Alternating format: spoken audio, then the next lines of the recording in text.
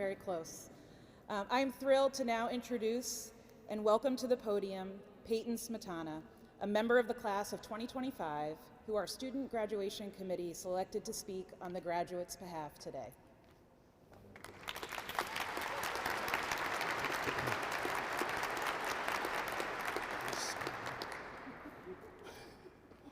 There's so many of you. Before I begin my remarks today, it is my honor and privilege to acknowledge the class marshal for the class of 2025, Professor Heidi Schooner.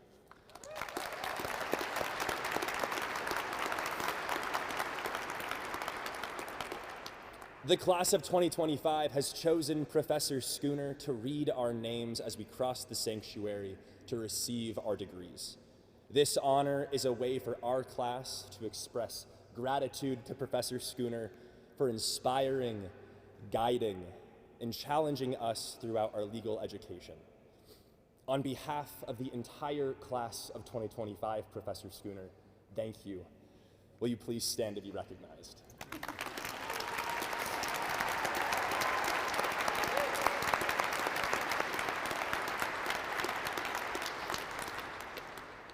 President Kilpatrick, Provost Dominguez, Dean Payne, Judge Myers, esteemed faculty and staff, family and friends, and most importantly, the members of the class of 2025. First day of law school, August 2021 or 2022. We've survived our first week of reading assignments without the slightest explanation or guidance, and are ushered into what is likely our first class criminal law.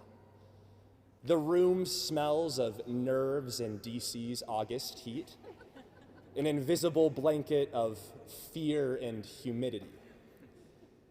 Fear of being the first student cold called, fear of not knowing anything. We clutch our casebooks, our expensive casebooks. I'm never going to stop complaining about how expensive these casebooks are. Eyes scanning for a friendly face. Our minds race, surveying the room for an open seat, questioning if I should have read that case one more time last night. I then make two critical game time decisions. One, who I sit by, and two, where exactly do I sit? And as the iridescent light catches the dust in the room and the students in the center start to disperse, I see it. Second row up, left side, 2 seats in. The seat that I will claim ownership of for the next 3 years of law school, finding any other occupant a personal attack upon me and my rights. Who is there next to me? Who are these strange people I just met, and what are they to me right now? Are they friends, study mates, enemies, or competitors? Now, describing your classmates as enemies and competitors may be a little odd for some of you to hear, maybe even a bit dramatic. But those that have gone through a similarly structured 3 to 4 years know the ridiculous truth that law school is inherently competitive, pinning you against one another from day one. Even for those who haven't attended law school, but have faced competition, you know the real world isn't that simple. And the priority of competitiveness over camaraderie starts to lose its shape. The lines we have drawn begin to blur, distinguishing between friend and foe. The person we once saw as our biggest competition becomes the one to help us outline a case at 2 a.m. The person we hoped would be cold called instead turns into our mock trial, moot court, or alternative dispute resolution partner. It was in my second year of law school when I started to see past this 1L competitiveness craze. Now, This may be scandalous to confess, but it's easier to hope someone bombs a cold call when you think that they are your direct competition. It's the truth. And in my first year of law school, I was really good at fighting individual battles with everyone.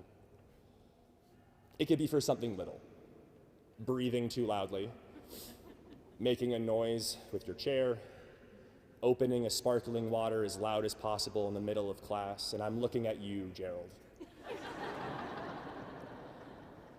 But the point being, I realized that law school is so much better when you aren't competing. Because the truth is that despite this pressure, and despite this ranking system in big law, despite this feeling that we are pinned against one another, law school isn't just about competition.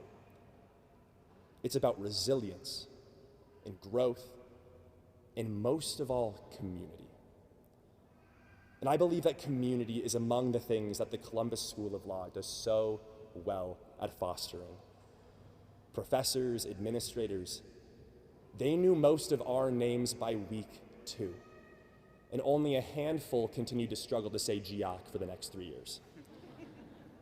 Yes, we were competing against each other on exams, but not once did a person ever say no when asking for help.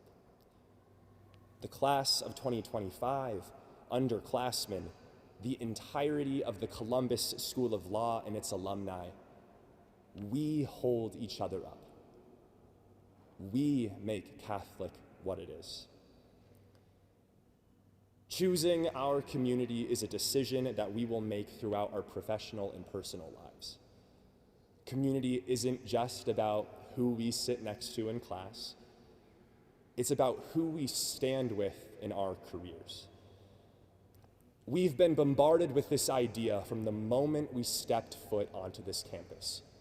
As future lawyers, we will find ourselves in high-stakes situations where our choices hold weight. The people we align with will not only define our character, but shape the integrity of our profession.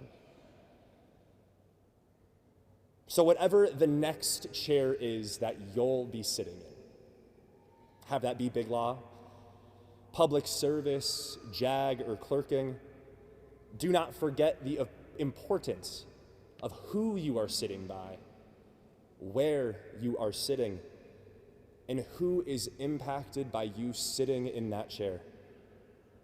The choice matters.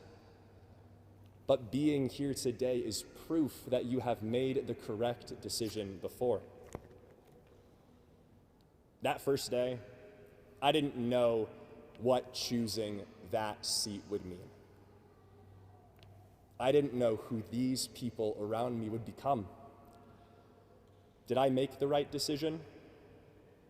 Who was in the second row, left side, surrounding me on both sides? Today, I know, and I can confidently say, I made the right decision. Choosing to be here at the Columbus School of Law in Washington, D.C. was the right decision.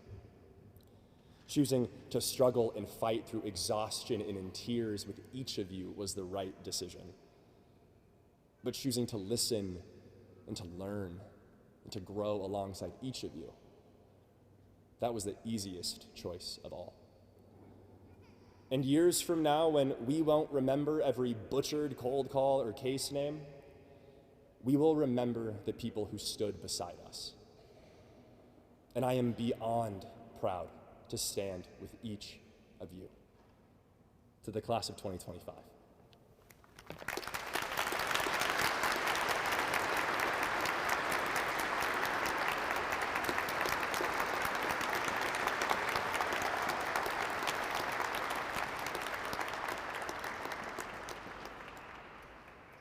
Peyton, thank you so much.